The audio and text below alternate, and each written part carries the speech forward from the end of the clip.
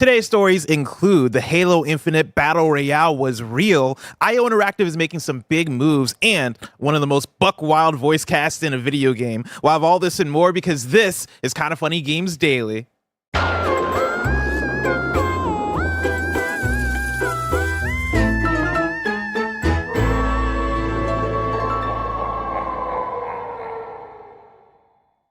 Yo, what's up? Welcome to Kinda Funny Games Daily for Wednesday, October 16th, 2024. I'm one of your hosts, Blessing Adeoye Jr. Joining me is Lil Croy Poppy, Tim, Mo, William, Geddes. Bless, I've been known to be a bit of a Grinch, bah humbug. Is that what they say? Are bah you? Humbug? Bah humbug? Yeah, that's what no, well, I'm very... I don't think the Grinch says bah humbug. Like, it's the other guy. It is the other guy, yeah. But I am both guys in the sense that, yeah, I'm not a big, like, holiday celebrator when it comes to those types of themes and things. And so, like, I understand that I am clearly yucking the yums out here. Mm-hmm. I love that we have a themed look for Games Daily for Halloween. It being the entire month of October, oh come on, is a little bit. Get over yourself. Get over yourself. Nah, fuck you. Get the day. Nah, fuck you, get the day. Sure, I'll give you a week just because I want more people to be able to see how awesome this looks. But an entire month, like, what are we doing here? Boo! This is worse than your Astro Bot take. Because, like, to some extent, it's like deep down, I can see where you're coming from with Astro Bot. With the whole fucking bah humbug, you're the Scrooge mixed with fucking Grinch over here. Get the fuck out of here. I don't get what it is. Here. That shocks me about you. And I'll stand alone. Because I thought you liked hype. I thought you liked reasons to be happy. I do. But that's the thing. It's like I feel like we're just giving them too much. We're starting way giving too early. Too much. We're giving everybody. We're celebrating too much. Mankind. You start celebrating Halloween in October. Halloween, you get a couple days. Because here's the thing for me. At least we're not starting in August like fucking companies selling shit. And see all that stuff too. It's just like y'all are just getting freaking played. Everyone played by a major fucking player. Here's the thing, right? Because like June, July, spring going into summer, such a wonderful time. Such a wonderful time in terms of weather, in terms of I would think mental health. I would think like I would think out here saying shit. I would think that half of the year you don't really need the holidays. I feel like this half of the year, I woke up this morning at 7 a.m. Just to be clear, Halloween's not a holiday in the way that you're talking about it. What the fuck are you talking about? What are you talking about? Here's my point. You can't say the holidays. And you're talking about Thanksgiving. You're talking about Christmas. No, I am talking about the entire stretch from like late August into like February where shit just fucking sucks. All right. I woke up this morning. It was fucking dark. I didn't want to get out of bed. But you know what got me out of bed? Think about the fact. This intro? I mean, think about the fact that, like, hey, Halloween's around the corner, and then after that, Thanksgiving, and I get to eat fucking, bad food with my homies, and then after that, it's Christmas, and then fucking, I don't know, Martin Luther King Day and Valentine's Day. It's the stretch of arbitrary reasons we create for ourselves to be happy that keeps me going on this side of the year. If we didn't have these fucking holidays, Tim, if we didn't have these fucking holidays, I would come in every single day to this job depressed. Yeah. And is that what you want? It's not what I want. No, but I'm not trying to take away the holidays. I'm just trying to be reasonable about how we celebrate the holidays. No, man. Every day is fucking October 31st for me. Oh, yeah. The idea of lumping Halloween in with the holidays is my favorite thing. Because they're so dramatically different. Fine, Tim. We'll change everything back. No, see, we're getting close enough. I mean, I still think it's a stretch, but like I almost came here in my Halloween attire, just so you know how I feel. I almost wore my Halloween sweatshirt here, my sweater. God damn, that's crazy. I didn't know that. Hey, man, you. Fighting words, dropping them. Well, we're gonna argue about this. Fine. And we're going to talk about a lot of video game news because there's a lot. Remember, this is Kinda Funny Games Daily. Each and every weekday, we run you through the nerdy news you need to know about live on YouTube, Twitch, and on podcast services around the globe. If you love what we do, support us with the Kinda Funny membership on Patreon or on YouTube to get all of our shows ad-free, watch us record them live, and get a daily exclusive show. For a chance to be a part of the show, submit your thoughts and opinions as YouTube Super Chats as we go. Housekeeping for you. I'm going to be at New York Comic Con this weekend, and I'm hosting the secret level panel with the one and only Tim Miller and the one and only Dave Wilson. The panel is going to be this Saturday at 6:30 p.m. Eastern Standard Time. This will not be live streamed or anything, so you got to be in the room. You got to be in the room you where it gotta happens. be in the room where it happens, and it's going to be a really good panel. Let me tell you. I can't wait to hear. I've been working on it all week. I've been cutting out Post-it notes, like just creating, like figuring out what the questions I'm going to ask are. It's such a fun time, dude. You and Tim Miller, that's a big deal, man. Oh yeah, real stoked. Bringing us together, me and the director of Deadpool. Hell yeah, man. What could go wrong? What can go wrong? And of course, remember, we're an 11-person business, all about live talk shows. So today, after KFGD, you're going to get GAMESCAST, which is going to be our Stalker 2 preview with Mike, Roger, and Parris. And then the stream after that is going to be our Alien Isolation Marathon with Nick, Andy, and Mike. You won't want to miss it because, of course, it's a spooky time. You got to get spooky all month, unlike some people over here. No spook Tim over here. No spooky Tim. Nope. And even scarier, it's only going to be on twitch.tv/kindoffunnygames, not youtube.com/kindoffunnygames. But after they're done streaming the marathon, it'll be uploaded later to YouTube. There you go. If you're a Kind of Funny member, of course, you can get today's Gregway. Thank you to our Patreon producers, Delaney Twining and Carl Jacobs. Today we're brought to you by New World Eternum, but we'll tell you about that later. For now, let's begin with what is, and forever will be, the Roper Report. It's time for some news. We have 9 stories today. That's a lot of stories. That's a lot of stories. And we were talking about this, right? Because I was trying to figure out headline. And like none of the stories here are like the one for the head. But like it's most of the stories are really good conversations. This is a fantastic like jam-packed KFGD that we're going to have here. And so let's start off with story number 1. Halo Infinite Battle Royale was real, and it could have been a game changer, according to a dev. I'm pulling from Ryan Dinsdale at IGN. The Halo Infinite Battle Royale mode, which Microsoft reportedly scrapped, was in fact real, with one developer saying it could have been a game changer for the beloved Xbox franchise. GameSpot spotted mention of the Halo Infinite Battle Royale in the LinkedIn page of Mike Klopper, the former game director at Halo support studio Certain Affinity. Klopper now works for Raven Software. Quote, I led a large team of designers working on a canceled Battle Royale mode for Halo, Klopper said. Quote, I believe this product could have been a game changer for the franchise. We loved playing it, and working on it was a fantastic experience in spite of its cancellation, end quote. Though a Halo Battle Royale has been rumored for years following the success of the likes of PUBG and Fortnite, a report in January revealed it had been in development but is now shelved in Microsoft. Klopper is the first developer to comment on it publicly. However, with everyone else at Certain Affinity, Halo Studios, and Xbox all staying quiet.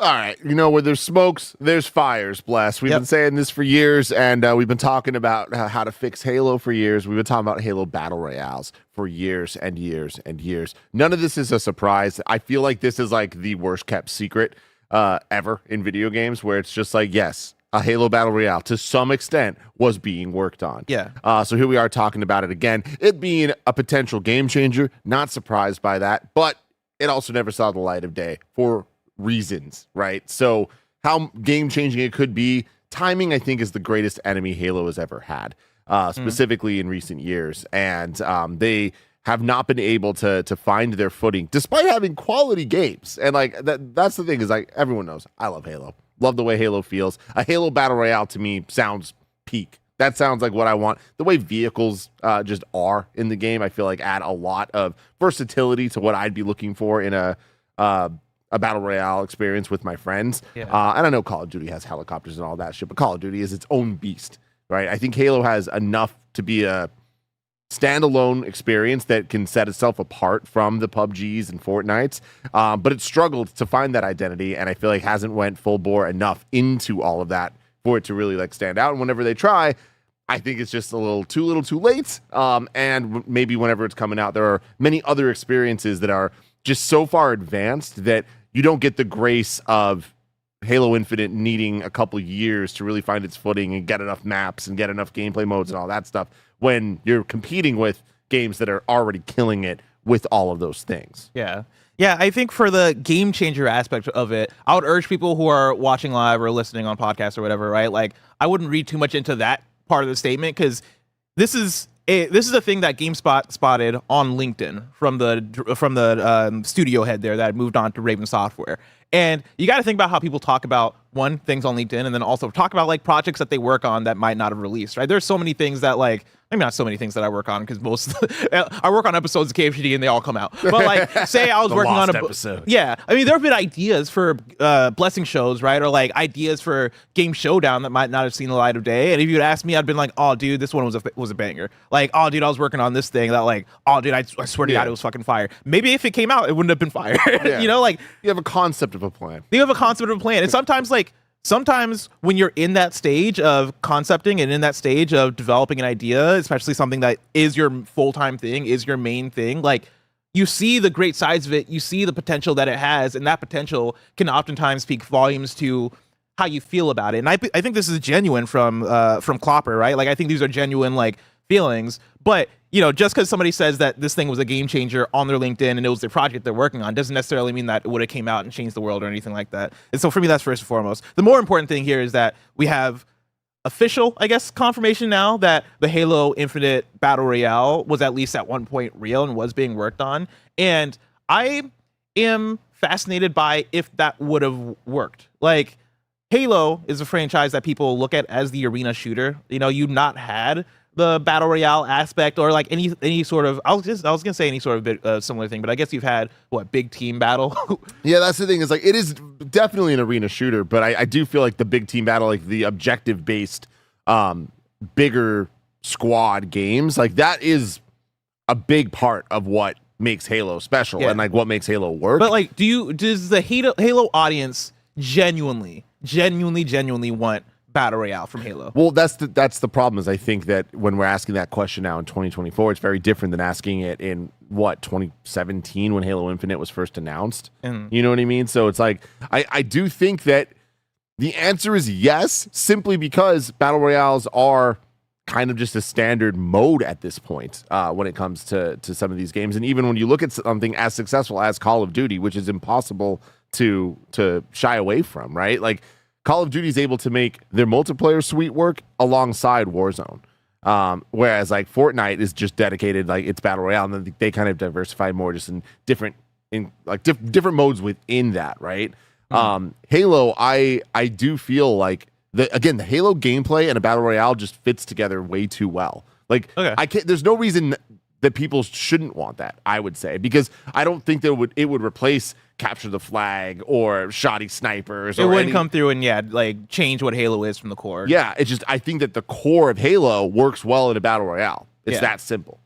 And I'm reading chat. Everybody in chat is saying yes. Everybody in chat is saying like, oh no, we for sure want a battle royale. Which in that case, like, I think you should give it to them, right? But I guess in that case, I then wonder why was this shelved? Is this a thing of the announcement that we got recently of them moving into Unreal Engine 5 and trying to redefine what Halo is? I think that was way later. That's the result of like what they did not hitting the way they needed it to. And again, I think timing has a lot to do with that. But I also feel like obviously this is easier said than done. And having a battle royale work, like I was saying, Fortnite and Call of Duty Warzone have such a leg up because they're established, they have it, and they're able to have season 5, chapter 3, parentheses, super omega level, whatever the fuck they want to add. Yeah. Because the foundation's there. They can just bring back the classic old map. It's back. Like Halo doesn't have that luxury in battle royale style because they haven't had it yet. So I feel like if they were to do what I'm saying of just have a mode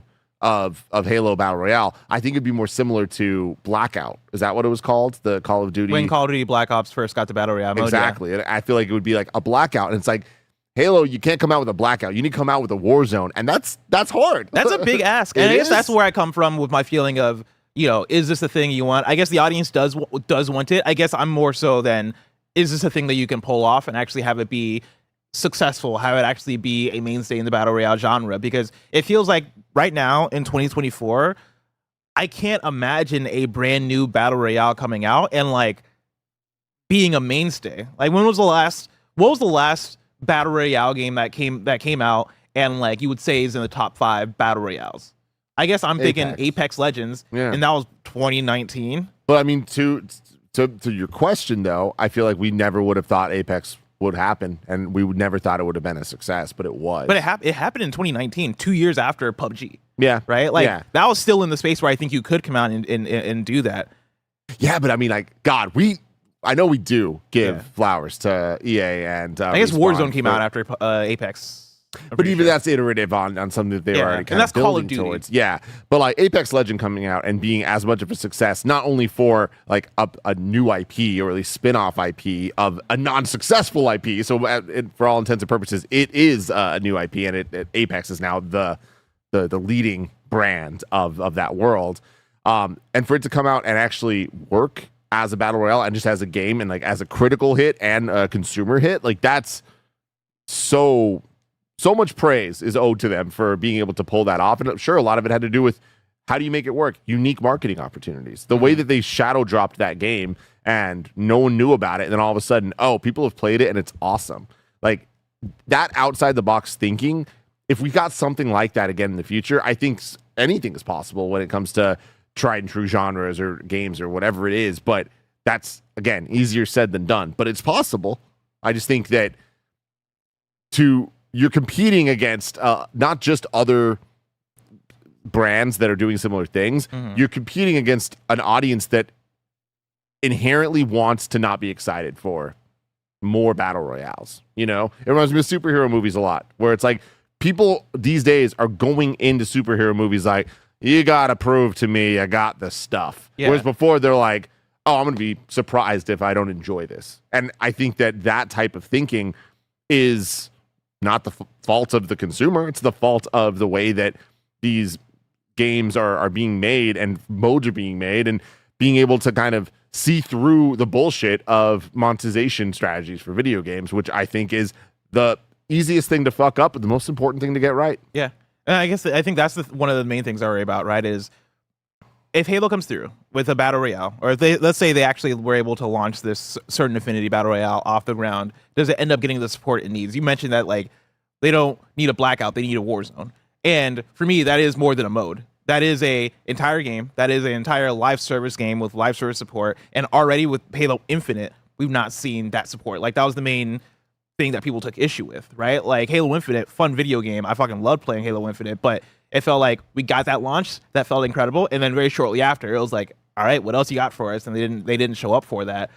I think for a Halo Battle Royale, like it almost goes double for that, right? Of like, you need to show up for that. You need to have the updates. You need to have the skins. You need to have the battle pass. You need to have all these things that keep people coming back and keep people looking for those daily objectives, weekly objectives, like giving people a reason to log back in and have that ongoing experience. And I think that requires way more than for it to be a mode. And it's that weird thing of how do you satisfy those audiences? How do you satisfy the Halo audience that might want this thing and might really enjoy this thing, but then also treat it the way a AAA expensive battle royale games need to be treated, which is giving it all that support. And I'm not seeing that. I'm not seeing, I guess what they're called, Halo Studio now.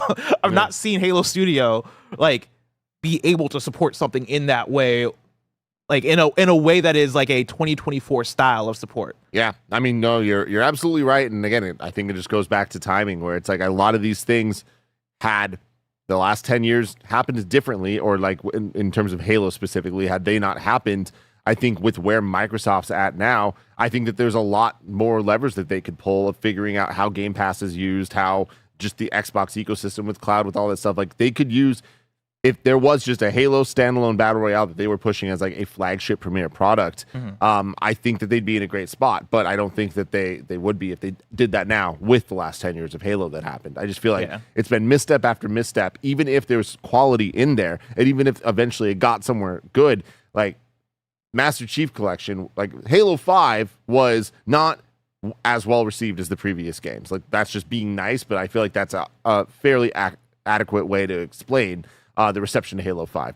Wasn't the worst thing in the world, but was not the glory days of Halo. Master Chief Collection is one of the shining examples of a bad launch that they eventually got there and made it better, but like definitely not in a timely fashion, and not in a way that like fixed Halo or whatever, and people are waiting for what's next. And Infinite, I think, while I had a blast with Halo Infinite, absolutely loved how it played, there was a lot of issues with the game, one of them being not enough maps, taking too long to get people the modes and the updates that they're looking for, but also the progression system.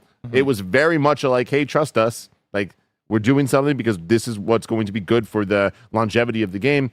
That bet didn't pay off. I feel like that really is something that bit them in the ass. On top of that, a whole bunch of little things that like hardcore Halo players, or like old school, maybe not hardcore, old school Halo players cared about, of like co-op for a campaign, which is a Halo staple. Like, I know people are going to be like Tim, not that many people care about it. It's like, well, cool. I've just talked for the last 5 minutes about different things that this group cares about, this group cares about, this group cares about. And when you kind of like don't nail it in any of those ways, what do you have? Yeah, I mean, that's the thing, is I think Halo's in a messy place. And I do think the right move would be what they're doing right now. Hey, let's take a second.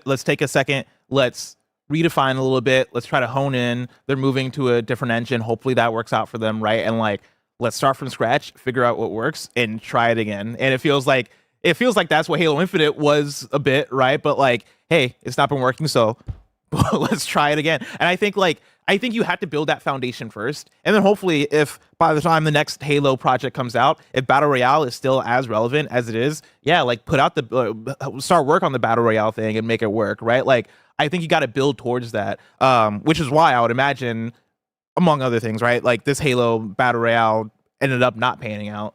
But yeah, I'm excited to see where Halo goes, because I'm like you, where I had a blast with Halo Infinite, and for me, it's like I'll put myself in the casual camp of Halo fan. I didn't really become a quote unquote Halo fan until like Halo Infinite. And now I'm like, dude, I want this thing to succeed. I want to see more from this. Feels great, man. But yeah, I think they just need to take a step back and go, all right, what defines Halo? How do we make a good feeling game? And then also, how do we provide the support that people want from this franchise? We didn't even talk about campaign, but that's a conversation for another day. Let's talk about a different franchise that people are excited about. Story number 2, Project 007 is a young Bond for gamers and hopefully the start of a new trilogy, IO Interactive boss says. I am pulling, I believe, from IGN, but I forgot to actually source this. So I'm going to do a quick Google there. Boom. IGN, written by Kat Bailey. IO Interactive boss Hakan Abrak has shared some fresh details about Project 007, the shadowy new project from the developers of Hitman that will feature a James Bond origin story, saying that production is going amazingly well and that the studio will have more details to share soon. Quote, "We absolutely feel like 20 plus years of training for the agent fantasy, creating an agent that travels the world and globetrotting whatnot, has given us some know-how on that. But obviously James Bond is a different IP. It's a huge IP. It's not our IP. It's actually the first IP that is not our original IP from the ground up," Abrak says. He continues, "But what's exciting about the project is that we actually got to do an original story. So it's not a gamification of a movie. It's completely beginning and becoming a story. Yeah, it's completely beginning and becoming a story, hopefully for a big trilogy out there in the future. And equally important and exciting, it's a new Bond. It's a Bond we built from the ground up for gamers. It's extremely exciting with all the tradition and all the history there is there together to work on this together with the family of creating a young Bond for gamers. A Bond that the gamers can call their own and grow with." End quote. Does that do anything for you, Tim? Oh, it does a lot, Bless. It does the most. This sounds great. Every single thing that they're saying here, I'm like, that's what I wanted to hear from this game. I can't wait to see more from this game or see anything from this game. Yeah. When they announced it, this really felt like a dream type of partnership. This felt like an Insomniac and Spider-Man type of partnership of like, oh, wow. You see the vision and you believe in it. What they're saying here about it being an origin story, them wanting to turn this into a franchise, I'm all about it, man. I care about franchises deeply. I love putting franchises IP in the hands of talented developers and letting them go. Look at Respawn with the Jedi Survivor games. Like, I am all about this, and I think it's going to end up being something truly special. Yeah, I mean, I believe it from them talking about wanting a trilogy or wanting to hopefully like lead this into being a trilogy, because they did it with Hitman, right? Hitman 1, 2, and 3 for me is like one of the thanks, Barrett, for helping out, Tim. Appreciate it. It's Hitman 1, 2, and 3. The World Assassination trilogy is, for me, is one of the trilogies of the decade, right? When you want to talk about something that was consistent, something that built upon itself iteration after iteration, and something that led to a final product that I think is truly special. Hitman, the latest Hitmans, I look at as like one of the best stealth experiences you can have in a video game, and it's very exciting for me that that studio is working on a James Bond thing, because we can see how that translates quite a bit in terms of, you know, giving people that agent fantasy, giving people different tools to complete their objectives or do whatever you want to do as James Bond. But then also, I'm really excited to see what this first 007 game is, because I'm hoping that it is in a similar vein as Hitman, where you are given specific objectives and given a tool set and an open environment to figure out how to do those objectives. I imagine that's what it's going to be, but I also think you're going to get the added James Bond flair of having more big set pieces. Yes. You know what I mean? And having like more story and character to it, and the James Bond themes blast. Oh, you know what I mean? Fun, like gadgets and guns that are just like extra crazy. Driving levels, you know? yeah, you got to have that. You got to have it. I need to bring something up. I said this to Assets, but a couple weeks ago, I forget who it was on Twitter. I think it was Stephen Ford. Brought me back to a nostalgic place that I have put into the recesses of my mind. The 007 game, Everything or Nothing, on the PlayStation 2, which everybody... Is that the third-person one? Yes. Okay. Everyone, we want to talk about GoldenEye. We want to talk about Nightfire, Agent Under Fire, all this stuff. Great games to different degrees.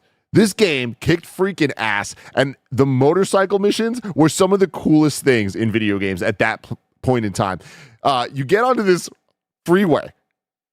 Look at this gameplay. Yeah, this is pretty cool. This is PS2, man. Yeah. Like this. Why does this feel like these some visuals freaking, for a PS2 era? These visuals are kind of insane. like this is awesome, man. So yeah, imagining IO doing something like this for set pieces with the panache that they have. Let's go, man. But this is what I want, especially because it seems I don't know how as IO Interactive you can work on this and Hitman simultaneously and your Dragon game that you're working on for Xbox, right? Like I imagine that Hitman is going to be on break for a while. I do want to see the Hitmanisms in James Bond. I don't want it to be a Hitman like reskin by any means, right? Like figure out what makes James Bond James Bond. I think some of that has to be action set pieces, which you don't have as much of in Hitman. Hitman is way more methodical and like you're taking people out methodically and like, trying to assassinate a character. I want the openness though, right? Like you talk about having driving levels. I think it'd be dope, and this is ambitious, right? But I think it'd be dope if you can optionally get into a driving sequence, right? Like if doing a chase thing is just one of the options that you have in like a vast level of options, right? Like, oh man, I am sneaking in as James Bond. I am about to get the thing that I'm into here to infiltrate and like, recover. And I get spotted. And guess what? That then leads to like me jumping out the window, getting on this motorcycle that M on my radio call told me that I need to get to or whatever, right? Like if you can make, I'm pitching like a very difficult game to make. But if there's anybody I believe that could maybe make this game, it is IO Interactive because they're really good at just building systems and building a world and building like, different options on how to do things, right? I want that type of game from James Bond. And another thing from James Bond that's very important is the theme song, like the vocal theme song, right? Just that style, but also the cast. Who are they going to cast? That's James Bond. Joy Baker. Just put him in everything. Yeah, I doubt it though. But I mean, like maybe, you know what I mean? Like, very possibly. Yeah, like that's the thing is like I feel like No, it's got to be a British actor. Give me Ben Starr. Ben Starr. Give me Ben Starr as James Bond. It. Why not? He's everybody too. He'd be fucking awesome. He'll be the new everybody guy. But in case you didn't know, Bless, because you didn't play Everything or Nothing. I played a little bit of it. I borrowed it from Addison. So, of course. Yeah. Shout out to Addison. The theme song was done by Maya. Which Maya? The Maya. Oh. Yeah. Okay. And for the video game. They took it seriously, and the movie featured a cast including Judi Dench, Willem Dafoe, Heidi Klum. Wait, the movie? The game. The game is no featuring movie. The point of this game was like we're essentially going to make a James Bond movie, but a game. I played this game before I even knew who Willem Dafoe was. Yeah, like, so that's fucking crazy. Look at the box art. Like that's Heidi Klum. That's awesome. As a Bond girl. Holy cow. She wasn't a Bond girl in any of the movies. Holy cow. Dope shit. Wait, what year was this? 2004? Yeah, 2004. And it's funny looking at the Wikipedia page, like the first source, Fran Mirabella III. Oh, that's fucking awesome. That's great. Tim, we're going to keep talking about IO Interactive because story number 3, Hitman Maker, IO Interactive teams up with Build a Rocket Boy to publish MindsEye. This is Tom Ivan at Video Games Chronicle. I know I just said a lot of words that might not mean a lot to a lot of people, but we're going to break them down for you. Hitman creator IO Interactive will publish MindsEye, the upcoming game from Build a Rocket Boy. The company announced on Wednesday that it has created a third-party publishing division, IOI Partners, which has signed the new game from the Edinburgh-based studio, which is helmed by former Grand Theft Auto producer Leslie Benzies. Quote, "From day one, Builder Rocket Boy Studios has been focused on creating the next generation of compelling gaming and quality entertainment experiences. We can't wait to share our first AAA premium game and ever-evolving universe, MindsEye, with the world, said the studio director, MindsEye. Quote, there is no finer partner than IO Interactive to publish our first title with their strong understanding of community culture, premium action adventure games, and a best-in-class publishing team. We really look forward to partnering with them on our new blockbuster journey, end quote. MindsEye is billed as a story-driven action-adventure thriller set in a fictional near-future Americana and featuring best-in-class cinematics, high-octane driving, and explosive combat. Now, a lot to dig into here. Yeah. Barrett, Courtney, what's up? My first question, because I remember this because it was the Weird Everywhere game. Yes. Where they're going to build a bunch of stuff. If they're partnering to publish is that no longer being published within the Everywhere game and now is its own thing? So, very good question. I was confused by similar things.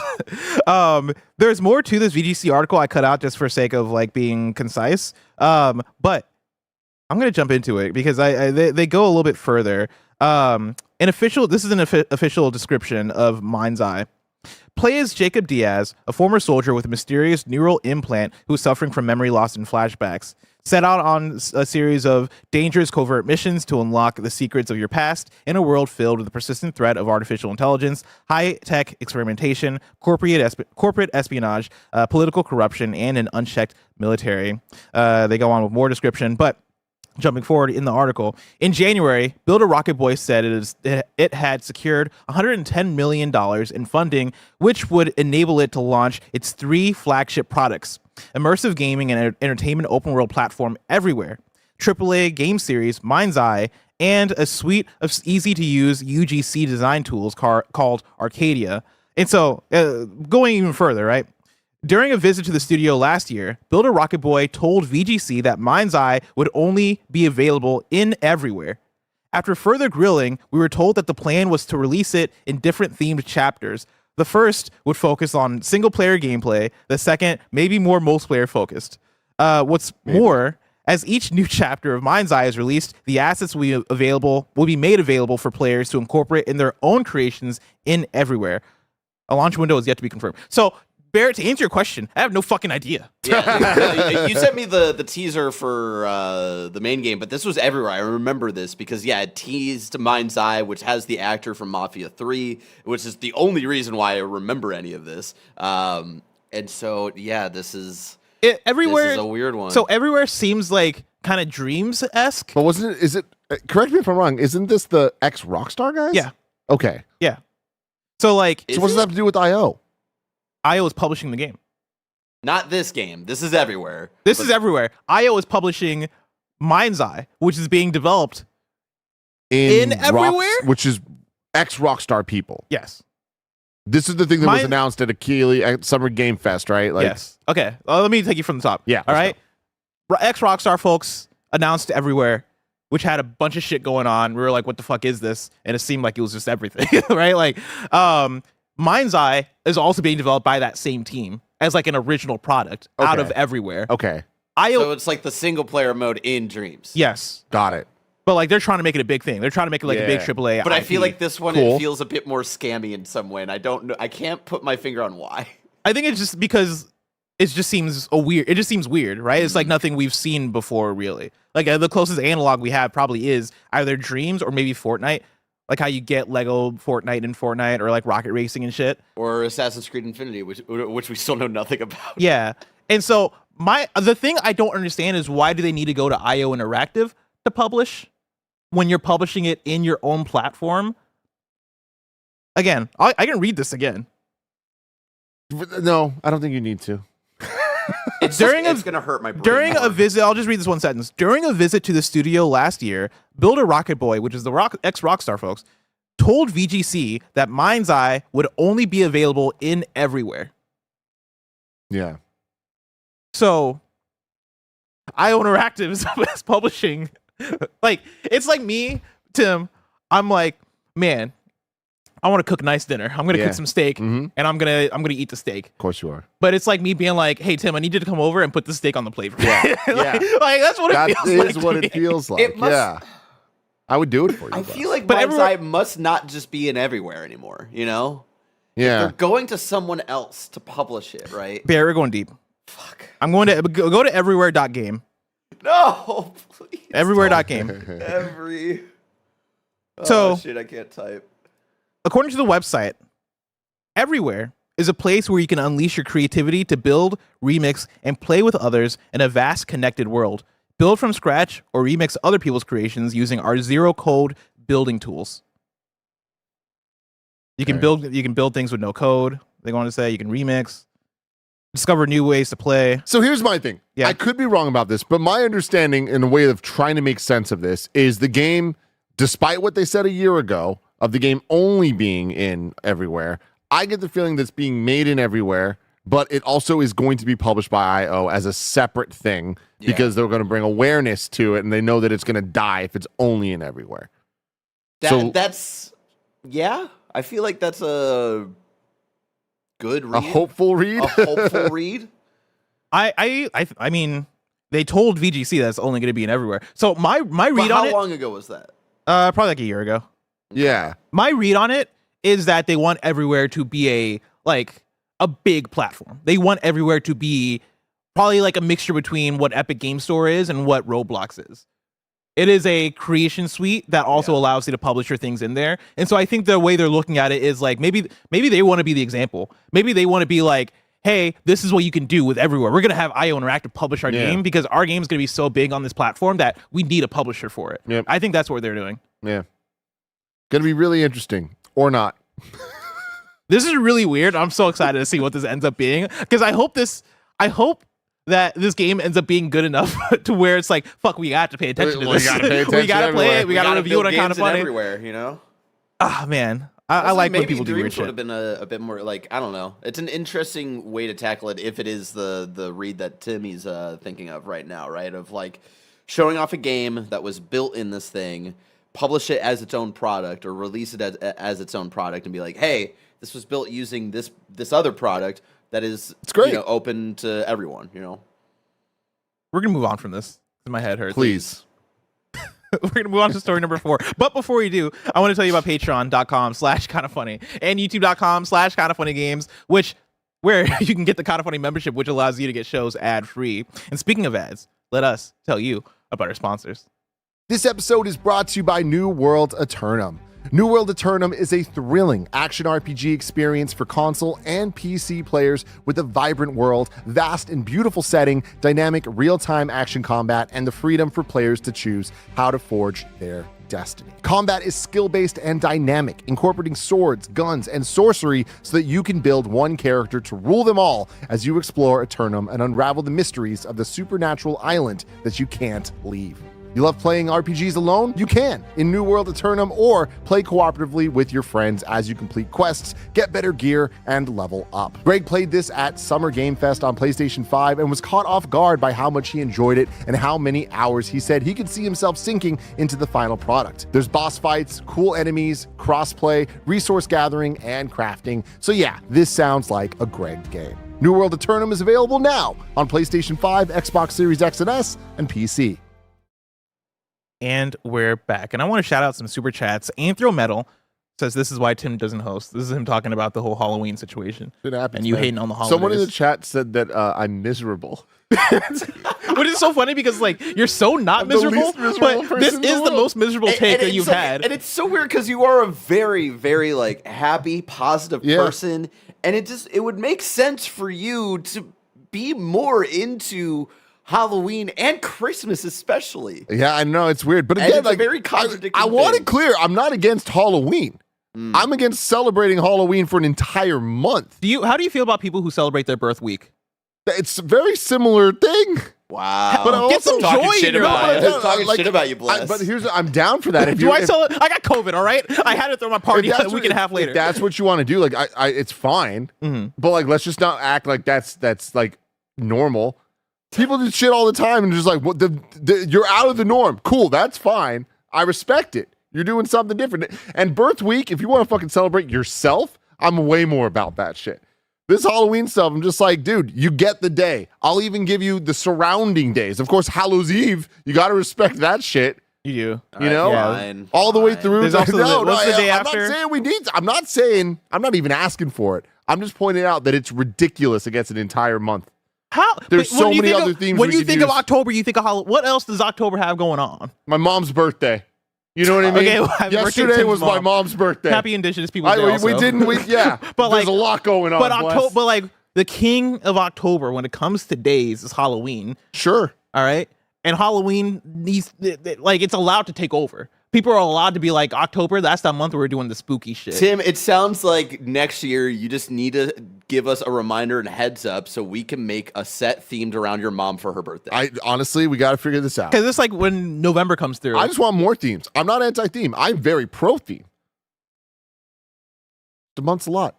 And then we get to Christmas, or we get to December, and it's like, oh, we're gonna have the Christmas theme every day. Yes, I know. Yes. I know we're going to. Yeah, that's on ridiculous. the 12th day of Christmas. 12 days. 12 days of Christmas. These motherfuckers stretch it out to 12 whole ass It's always days, been and we're 12 like, days of let's give them Christmas. 30. We might as well. There's also other holidays. Wow. That's the thing is, it's the holidays in December. Everybody has a thing, and it's awesome. We all get to celebrate it. We're all giving each other gifts, whether it's Hanukkah, whether it's Kwanzaa, whether it's Christmas, whether it's any other holiday. We're Also, celebrating. Here's the thing: is that personally, I would have forgotten and probably wouldn't have loaded in the Halloween stuff probably until this week. But a certain Kevin Coelho is gone, and I just know. Even despite him being busy with the newborn baby, I know he would have somehow haunted my ass if he got any whiff that I forgot to do this on the 1st. So I'm more scared of Kevin than I am of you, Tim. Phil McMillan writes in and says, "I love Tim and all." It's you know it's going to be fire when you start off with that. I love Tim and all, but after that holiday bad take, I feel he should be kicked off the rest of the show. Go get Mike. October is Halloween month. I mean, I'm not questioning that it is. I'm just saying that we don't need to be the ones to perpetuate that nonsense. Mara writes in and says, "Shout out to Barrett's dope Lost in Paradise hoodie." Let's move on. Oh, let me do read one more from Jokerman, who writes in and says, "They want everywhere to be everywhere." Yeah, let's I move get on that. to story number 4. Something that excites both me and you, Tim. Yes. And Bear Courtney, I imagine. Introducing the Analogue 3D. Analogue has finally unveiled it. They have a blog post that I'm going to read it directly from. A reimagining of the N64 in 4K resolution, 10 times the resolution of the original N64, the first and perhaps greatest multiplayer system of all time. Analogue 3D is 100% compatible with every original N64 game ever made. Region-free, Bluetooth LE, dual-band Wi-Fi, 4 original style controller ports, entirely new next generation analog hardware featuring 3D OS, engineered entirely in FPGA, no emulation. Analogue 3D represents a milestone in video game preservation. It's not only the world's first reimagining of the N64, but the world's first 100% compatible recreation of an N64. Analogue spent nearly 4 years engineering it. No more incompatibilities found in software emulation like input lag, graphics/audio inaccuracies, timing/frame rate issues, and more. For the first time, you can re-experience the N64 exactly as it was meant to be without compromise. They also showed off or helped announce this new controller coming from, I always say 8-bit though. Yep. Coming from Nintendo, but oh, I see. 8-bit though. The 8-bit though 64 controller, an icon never felt so new. We worked closely with 8-bit though to design a wireless Bluetooth recreation of the original N64 controller with a modern form factor. Crafted with an uncompromising attention to detail, the C buttons, D-pad, and AB buttons retain the original size, sub-layouts, and feel, featuring a superior quality Hall effect joystick with the original style N64 gate. Say goodbye to the infamous loose joysticks that plagued original controllers, and now you can even update your 8-bit 64 controller directly with Analogue 3D simply by plugging it in, a tribute to play N64 like never before. Tim, how does this make you feel? Oh, it feels very, very good. Analogue puts out incredible products, and I'm the biggest fan of the Analogue Pocket. I talk about it a lot. One of my favorite screens ever. It is the definitive best way to play Game Boy games. I am hoping that is the same thing here for N64 games. I would love to see what this looks like. You know, I feel like actually in motion, what does all these fancy words actually add up to be? But man, I love the aesthetic of analog products where it's just like the stark black, stark white. Like that white N64 is hot. Yep. I need one. But yeah, this looks great. Also, the controller, very cool. I love that they're trying. A big thing for analog is to preserve the original experience, but also to enhance everything in the ways that it should be. So Hall effect, joysticks and all that, great. But I love that they kept the gate of the analog stick, so you get that like little as you like turn it around. You need that. But just the button placement, even, it's just like playing Star Fox 64 on modern controllers never feels quite right because the placement of the left and down C buttons was just perfect for the different maneuvers. So I'm stoked about this, but definitely want to see more. Don't know that I'm going to be purchasing one, but there's a high likelihood. I set a calendar reminder to pre-order when it goes live. Yeah. Barry, where you at? You know you want one. Should not be spending money like you know this, you want man. one. Barrett, join me. Barrett, join me. Barrett.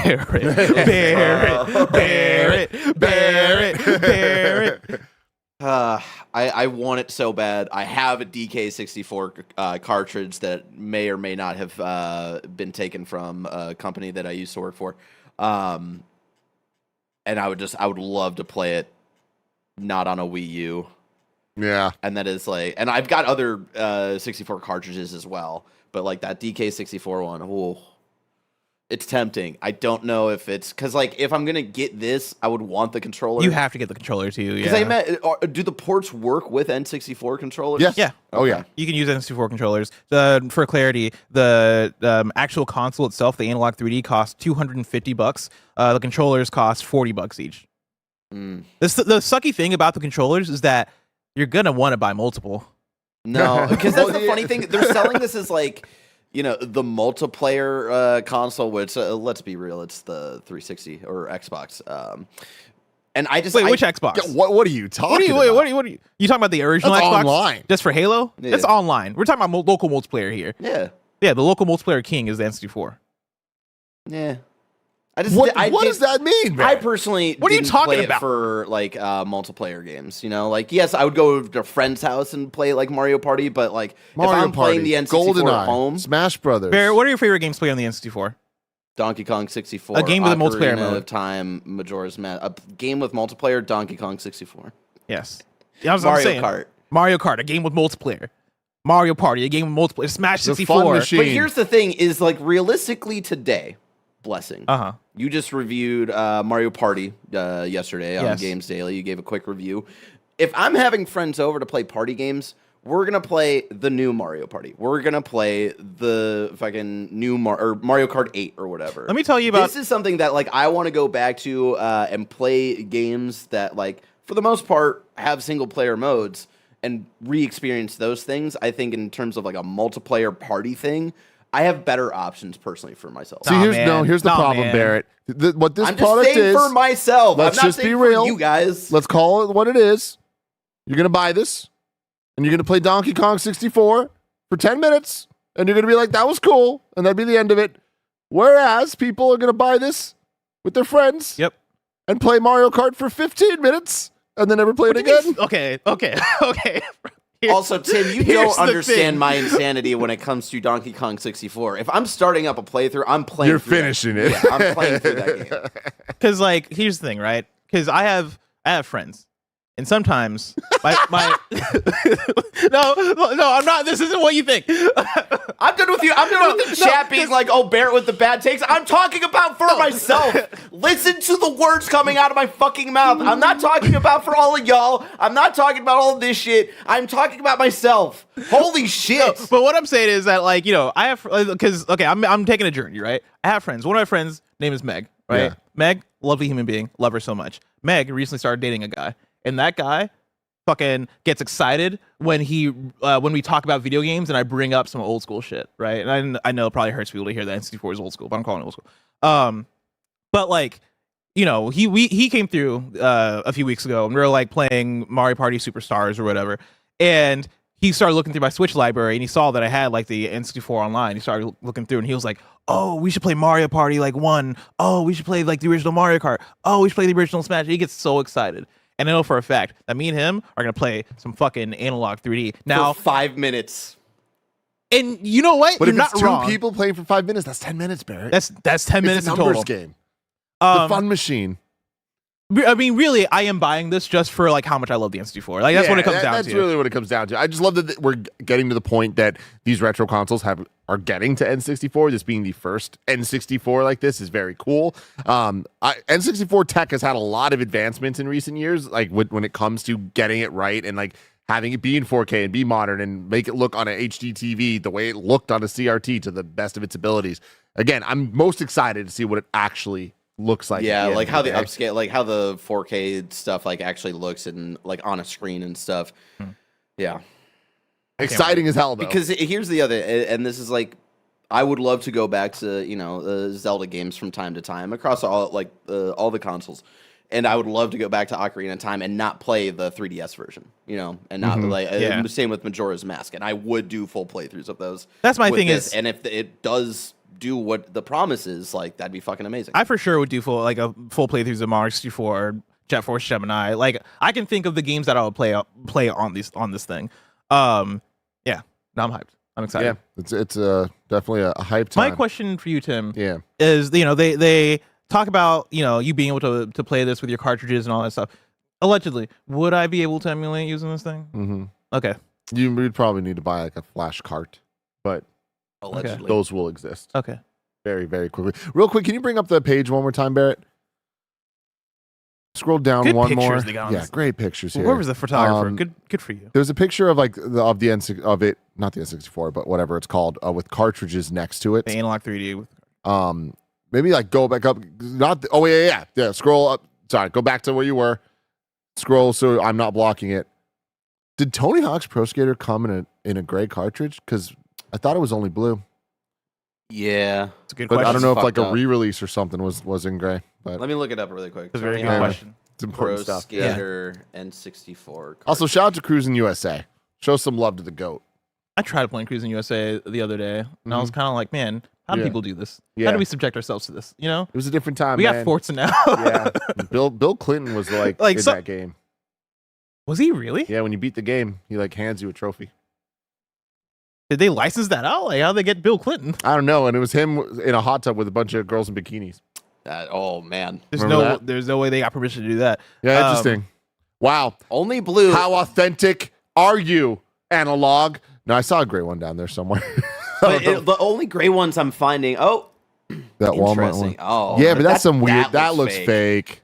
You think it's like a different area, like it's PAL or some shit? Maybe The PAL version I might don't be know. gray. Dude, shout out to the blue cartridge though. Story number 5. Clair Obscur, Expedition 33, announces its voice cast. I'm pulling directly from a press release. In today's new emotional trailer, players are introduced to the primary cast of characters they will meet in Expedition 33 when it launches in spring 2025 on PS5, Xbox Series X and S, available day one with Game Pass and on PC. Alongside their heroic expeditioners and their pursuit of destroying the Paintress and freeing humanity from her cycle of death, players will also encounter mysterious and dangerous strangers who seem motivated by entirely different and conflicting forces. Expedition 33 features an incredible voice cast, both of video game and cinematic talent, breathing life into characters and world, including Charlie Cox from Daredevil Born Again and Stardust as Gustav, Jennifer English from Baldur's Gate 3 and Elden Ring as Male, Kirsty Ryder from The Sandman and Sifu as Loon, Shala Nix from The Old Guard and Cyberpunk 2077 Phantom Liberty as Seal, Andy Serkis from The Lord of the Rings and Black Panther as Nick's Renoir. gonna hate this game. Of course, Ben Starr from FF16 and Warframe 1999 as Verso. It also stars Rich Keeble from Good Omens, Devorah Wild from Baldur's Gate 3, Tracy Wiles from Baldur's Gate 3, and Maxence Cazorla from Ineffable in Unannounced Rules. Bear, what I need from you is to look up this developer who's making Expedition 33. I need to know if they've done anything else. And how? Yeah, I think how is a great question, because this looks so good, and like Tam and then played it at, I want to say, Gamescom, Okay. and are like, yo, there's something here. And we look at it. Did you watch this trailer today? No, I'm not It's watching the trailer. fantastic. Really? It's freaking awesome. So cool. This game looks rad as hell. Every single thing we're hearing about it, besides the name, sounds awesome. Yeah. who are these people that are making this game? What's the story here? Yeah, like how did we get here? I see ads for this game everywhere, by the way. Yeah. Like half the time I log into Twitter, I see ads for Expedition 33, and I'm like, how much money are you dishing out? It's very interesting, man. Like, because this it's launching in spring 2025. Yes, man. It seems this is the only thing this dev team has worked on. Sandfall Interactive. Hey, man, I'm hopeful for this. This is a exciting moment. That they it's first a big showed this. swing. It's a big swing, and they debuted it at the Xbox Game Showcase this year, and that was one of the best one of the best game showcases we've ever had was this year's Xbox Game Showcase, where they just had banger after banger or whatever, and this stood out as a banger. And for a new IP to capture the hearts and minds of the gamers out there, alongside us, the entire library of Xbox titles that we've been waiting to hear about, that's really impressive, man. I'm very hopeful for this. It's the power of turn-based, and when you make, I love what Persona 5 I think did for making turn-based feel active combat feel active and just look visually awesome. Where it is like you almost feel like you're just getting into combat. I finally picked back up Metaphor last night after taking a week off because I'm playing Dragon Ball and 2 weeks off. And like it was a reminder. I was like, man, this fucking combat is fucking awesome. And Expedition 33 looks like it's doing a lot of that stuff of like, hey, keep in the combat, make it feel active, also make it look so visually satisfying. Like turn-based is here, man. Turn-based is fucking killing it. It is. You know? Good Fucking for them. Final Fantasy 16 acting like you can't have a turn-based system. That's right. I switch Eat sides. it, Andy. Eat it, Andy. Oh, I love Final Fantasy 16. I'm pitting Ben Starr against Ben Starr for the reason. Story number 6. Hades 2 gets a major update. This is from the Steam blog. Our first major update is finally here, featuring an all-new region to explore, a new weapon to master, more characters to meet, new decorations for the crossroads, new animal familiars to bond with, new music and artwork, and much more. We hope you enjoy discovering it all. In the coming weeks, we'll be looking closely at player feedback to ensure our latest changes are solid. Until then, they bullet point some highlights here. You got a new region. They say you can reach Redacted, and if so, can you save it? You got a new weapon. Wield the otherworldly might of Redacted, last of the nocturnal arms.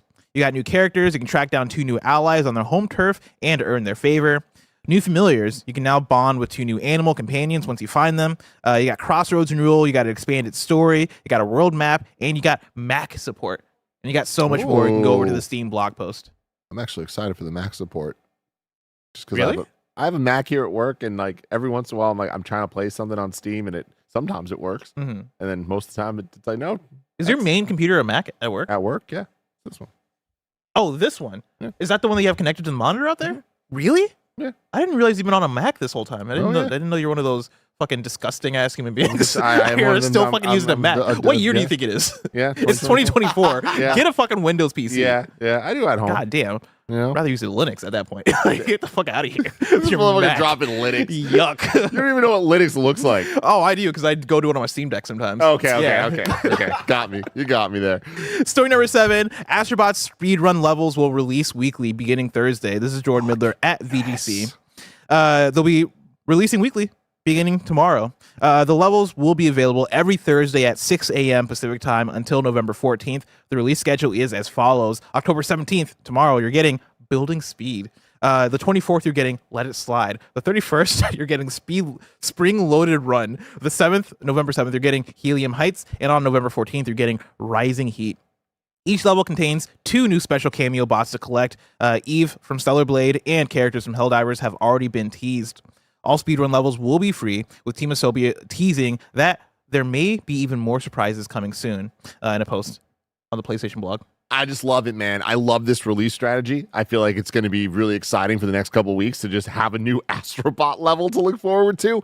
But also, I think that this is very smart for what is clearly a hit for PlayStation with Astro Bot. I mean, it's definitely a Game of the Year contender for anybody that's been talking about it. When you say clearly a hit, do you mean critically specifically? Yeah. Because We don't know about sales. Yeah, I'm so fascinated to see how this thing sells. Yeah. But I mean, the way that PlayStation has been promoting Astro Bot and talking about Astro Bot, whether or not it's a megaton sales win, I do feel like they are still committing to it as a IP and like as they want PlayStation to be associated with it, at least for the time being.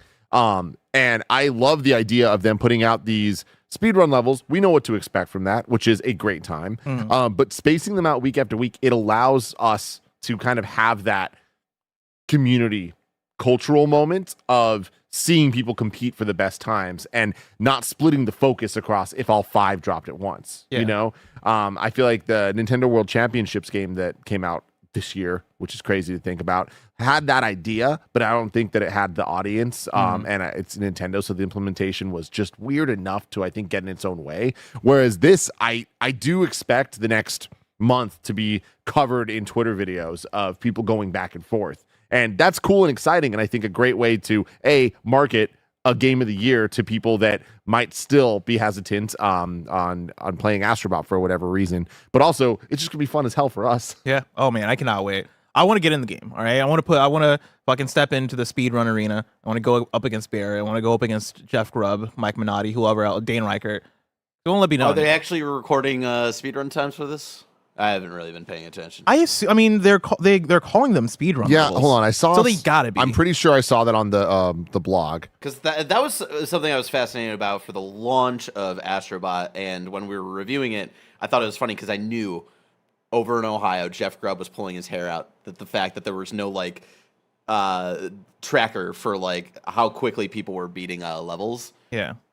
There's got to be leaderboards. I mean, the fact that they're calling them speedrun levels, you imagine. They have leaderboards? Okay. Yeah. Are they going to add leaderboards to the rest of the game? See, that would be sick. I'm pretty sure that they said that they were going to. Okay. But I'm not seeing anything about that even today about leaderboards or any of that. So we'll see tomorrow. These levels will test your platform skills alongside an online leaderboard. There you go. Yeah, hopefully that stuff retroactively works for the other speedrun levels. Story number 8, some sad news. This comes off of us having Jason Schreier on yesterday and him kind of breaking this news. He didn't break the news, but like he was involved in the process of it happening. Riot Games lays off staff to solve challenges and build for the future. This is Justin Carter at Game Developer. Riot Games is eliminating staff, said co-founder Mark Merrill. He explained the reductions are part of a long-term goal and making sure, we have the right expertise so that League continues to be great for another 15 years and beyond. This isn't about reducing headcount to save money, he added. We're not slowing down work on the game you love. We're investing heavily in solving today's challenges faster while also building for the future, end quote. A spokesperson for Riot confirmed 32 employees were let go. Of that number, 27 were active League of Legends developers and 5 were from Riot's publishing division. Very, very sad news. Yep. Continues to be every single time, even Riot. Continuing to be Riot. Yeah, I mean, Riot with all the money that you know that they're making, right? That's a lot of big news we talked about. 8 big old news stories. But if I wanted something smaller, say the tiniest news I needed to know about, where would I go? You go to our last story, the Wii News channel, where we cover all the small news items that you need to know about. And Tim, let me tell you, for Wii News, some big news in there. I know. I love that you put the Analog 3D in the main we news had as it belongs. But yeah, like, what do we end up having to put down here? Let's start off with this story from IGN. Microsoft has pulled its $1 for 14 days of Game Pass trial ahead of next week's Call of Duty Black Ops 6 release date, as it did for Starfield.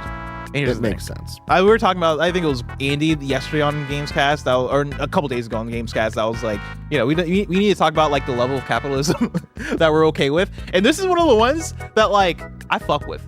All right, listen, no, Call of Duty's coming to the platform. You ain't getting this shit for $1. We're charging you motherfuckers. And I say this, you need to charge them, because if you don't charge them, then everyone's getting laid off.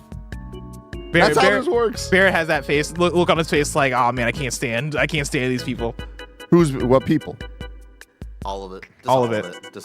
Yeah. Just the because the reason why Pass, the reason I fuck with this general and them having inconsistent kind of things that kind of proves that the Game Pass formula is not working for them, and it's just like. And they own so many companies. They're in charge of so many lives, man.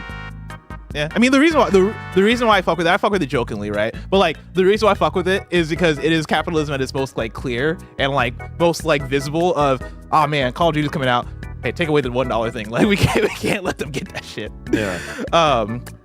But more on Xbox. Xbox has revealed some Call of Duty Black Ops 6 console wraps and controllers. We got images for you here from Twitter. Barrett, if you have it. There you go. There you go. Look at these. That's kind of a cool shot there. I like this controller a lot. Yeah. And they got it for the Elite controller too, which is nice. Always nice. More for Wii News. The Until Dawn film releases in theaters April 25th, 2025. Right around the corner. I'm a little surprised. I'm a lot surprised. Yeah, that sooner than I very, thought. Yeah, very, very soon. But hey, now the release of Until Dawn makes sense. I think that we should look at this in the future for multimedia plans for things. Of Until Dawn kind of coming out of nowhere. It was like talked about, but then all of a sudden it was announced, and now the remake exists, and now we have a date for the movie so close. Yeah. That's up. A Monster Hunter Wild showcase is set for October 23rd at 7 a.m. Pacific time.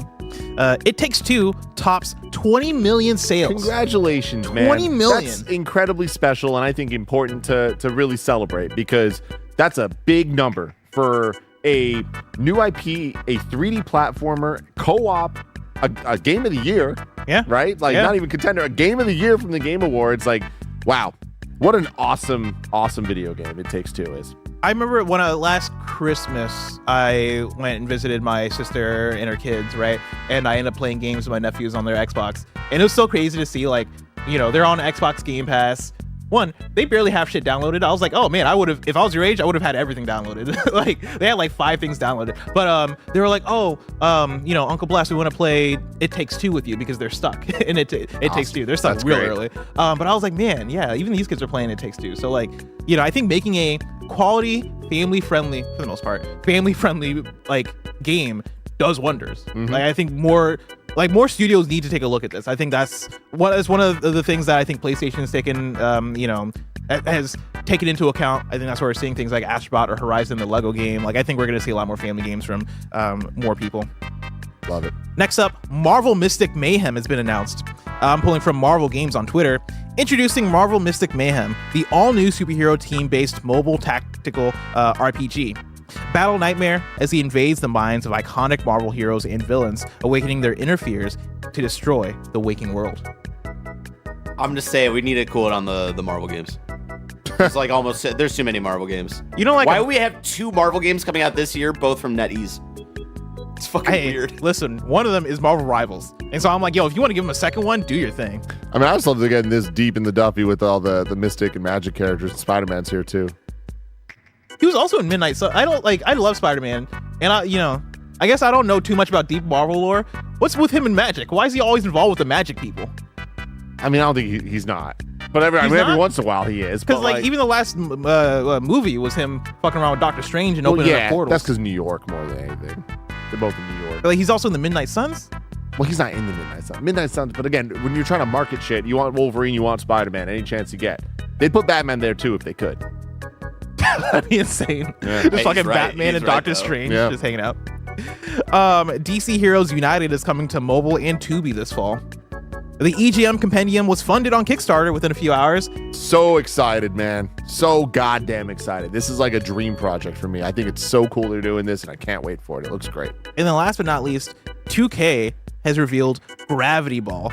Bear, I'm gonna need the video for this one. This comes from 2K on Twitter. Introducing Gravity Ball, a new way to compete in NBA 2K25. Grab your squad and play this supercharged, gravity-defying game, available to purchase as an optional DLC.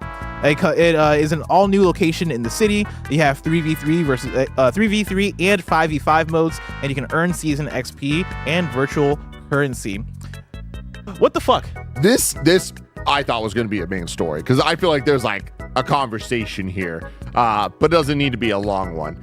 I just think it's very interesting that NBA 2K, one of the most played games every single year, the most money coming in from a game every single year, is trying to do the Fortnite thing of let's make a new game within the game. This has Rocket League vibes for sure. Yeah. But it being not just a separate mode, but a paid DLC is like, I guess not a surprising move, but I'm almost like, why not just release this standalone on the store? Like, if they're charging what, $7 or whatever, $8 for it, Is it that you think that like more people are gonna be more aware of it if you put it in NBA 2K? Yeah, I mean, I think it's the same as Fortnite of like having the racing and Fortnite Festival and all that in Fortnite. I think this is NBA 2K is a ecosystem to itself, and it's an ecosystem of people that are paying cash money. Well, it's hard for me to believe that like a sizable amount of the NBA 2K audience is gonna pay $7-8 for this mode for a thing that is an online 3v3 or 5v5 thing. I'm so fascinated by how long does this last. Yeah, totally. Is this able to actually get a community into it? But what if it works? I'm gonna be on the side of doubtful. Yeah. Right now I'm very doubtful. If it works, I'll be very surprised. Yeah. I'll be very surprised. I'll say it. That's it for Wii News. Before we get out of here, we got some super chats for you. Kebabs writes in and says, "Can Tim wait a year to get in Atomic Purple?" Yeah, see, that's the problem, man. I've had to move on from Atomic Purple in my life, just because I've honed in on the aesthetic, man. Maybe you're not a joyful man anymore, Tim. Well, you're right. Give me Atomic Blue. You know what I'm saying? I feel like the symbiote might have invaded Tim. I think that might. The symbiote. I've been consistent, man. I'm the same guy I've been since day one. Before we know it, Tim's gonna be doing the Spider-Man 3 dance. Oh, this feels good. This Yuck. feels so good. Yuck. Frolicious writes in and says, "I agree with Bear. So at this point, wait for the crystal version that will come out eventually, so you can get the green one." Yeah, you gotta get that Donkey Kong. The green see-through, yeah, that was the one that I got for Christmas.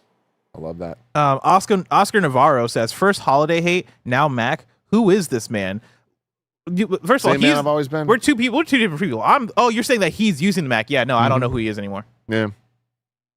CJ Splitson says, "KF 4-screen speedrun challenge stream like Sifu?" Are you talking about like for what? I'm trying to figure out what story you wrote this for. What the context is. Oh, Astro Bot. Oh, which I love. That'd be fun. I would love to do that. That'd be fun. Kinetic writes in and says, "Hey Tim, have you tried Pokemon Pocket yet?" I haven't. It's not here. I'm counting down the days. You know, we should fucking have a Pokemon Pocket theme because it comes out October 30th. So oh it's my like, god, that's soon. It's very soon. Fuck. People are already playing it in most parts of the world. Just we don't get it yet. Yeah. Just USA, last and everything. We're never getting anything first. Never, man. It's never. So sad. Jordan White writes in and says, "Ever since the reveal during the Xbox presentation, I've been stupid stoked for Expedition 33. I can't remember the last time I've been this excited for a new IP. When's the last time a new IP announcement blew you away?" It's a really good question. The first that popped in mind's Deathloop. I remember when we first saw that, it was like, oh, dude, this has the sauce. I remember, when we did that like remote kind of preview event for it, and I think it was like the three of us, and we were all texting each other like during it, like, "Yo, this game looks fucking cool. Crazy." Yeah. I think that's the last one. But I mean, Expedition was one that we all were like, "Whoa!" Yeah. And then we heard Ben Starr. It's like, "Whoa!" We're like, "Whoa!" I'm trying to find like a list of games coming up because I can't think of one outside of that. I guess 2XKO is a new IP, even though I guess it's League, but I'm not playing 2XKO because of League. I'm playing because I think the game looks awesome. Yeah. Fair, you got something? No, I was trying to think. Like, Metaphor, I don't think is the right answer here, just because it's not like I was blown away when that game was announced. It wasn't until like I played that game. Yeah, like it would almost have been more exciting if it was just Persona 6. Like, yeah, at least for like initial announcement, right? Yeah. Yeah, I don't know. It's South of Midnight. Chat is saying South of Midnight. That's a really good one. That's a good one. Yeah. Death's Door. Ooh, Death's Door is a good one too. What am I thinking? There's like an indie. Oh no, I was gonna say. Oh, Sifu is a good one too. Sifu had a hype. Oh, dude, Yes. Sifu's Yes. the best answer. Yeah. Oh man. Yeah, Sifu had it like from get-go. We were like, "Yo, this shit looks like that game delivered, man. Yeah, dude. Oh. Somebody says Returnal. Here's the thing. Returnal, I think we realized it was good when we got our hands on it. I feel like the hype wasn't there leading into it. Returnal, yeah. Yeah. Like Returnal. Well, being Housemark, I think people were. I think we were like, Greg, was hyped because for that. like Greg was like, But no, even like Greg though. I remember weeks before being like, "How hyped are you for Returnal?" And like it seemed like he wasn't over the moon or anything. I felt like I was like, I don't know, man. I think this looks cool, but we'll see. Yeah. And then I got my hands on it. I was like, "Oh, this is fucking awesome! Like this is my game of the year right here." Yeah. CJ was saying, people were not hyped for Returnal because it was revealed during the PlayStation presentation, so it was just lumped in with a bunch of shit. It was like that, and then I forget the name of the game where it was like a spaceship game where you were like fucking, I don't know, just driving everywhere in a spaceship on a planet. Yeah, I mean, Starfield. I'm with you that Not that one. the hype. I would not use Returnal as an example for this question. That's it for super chats. Let's get into kindoffunny.com/you're wrong. Or you write in, let us know what we got wrong. If anybody can guess the game I'm thinking about, I'm gonna be very impressed. You guys are saying a lot of things. Those aren't the game. It's like an indie game. Chorus was the game. Yeah, I think it was like lumped in with Chorus and Jet the Far Shore. It was those two. It was Jet the Far Shore and Chorus. For some reason, Returnal occupied a similar space in my brain. I was kind of like, whatever. Another game that the chat said it's gone, so I don't remember who said it, but Cannon Bridge of Spirits was another one. Oh, when yeah. they first showed that, I was like, oh, here we go. My favorite is like when people come into chat and like you can tell that they're watching the show from the beginning. So you see very late chats. Yeah. And I love Marquise being like, Tim is wrong about October. It's just so funny because I'm not. Like, it's funny that people can say that. Like, that's so silly. I mean, you are, but you know, I'm not. Listen, you're inclined to have your opinions, right? You're allowed to think whatever you want. You can be wrong about it, but you know. Let's see here. Gondor's Condor says Halo Infinite was announced during the 2018 E3, not 2017. And then Tundra Boy says the 12 days of Christmas actually start on the 25th of December, then runs into January, ending on the 5th. See that? Okay. I don't fuck with. So what you're saying is that we should start up the holidays set for Games Daily, first day of December, and then we should continue it into January for the new year. On January, first of all, the day after Christmas, maybe I'll give you the 26th, like that come down after Christmas. By the 27th, I don't want to hear the word Christmas. It's about New Year's at that point. We're dialing in on New Year's. We're planning our party for New Year's. Yeah, but what if I'm lazy and I don't want to take down my stuff yet? I mean, of course, you're not taking down your stuff until February, of course.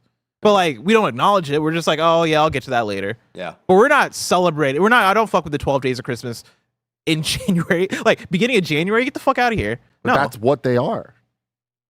Yeah, but like... you don't get to... You literally can't do that. You can't just be like, there are the 12 days of Christmas that go into January. Okay, but why are we doing the 12 days of Christmas? Like, I don't know. Somebody explain the 12 days of Christmas to me. This is all bullshit. Is it just a song? Because here's my thing, is that the 12 days of Christmas should start 12 days before Christmas. But they don't. Because we're already in the Christmas mood. We're celebrating. I agree with you, but that's not what we're decorating the tree. Yeah. Anyway, this has been Kind of Funny Games Daily. Each and every weekday, we run you through the nerdy news you need to know about, live on YouTube, Twitch, and on podcast services around the globe. If you love what we do, support us with the Kind of Funny membership on Patreon or YouTube to get all of our shows ad-free, watch us record them live, and get a daily exclusive show. Enjoy the GAMESCAST next and the stream after, but until next time, Game Daily. Happy Halloween. Happy Halloween.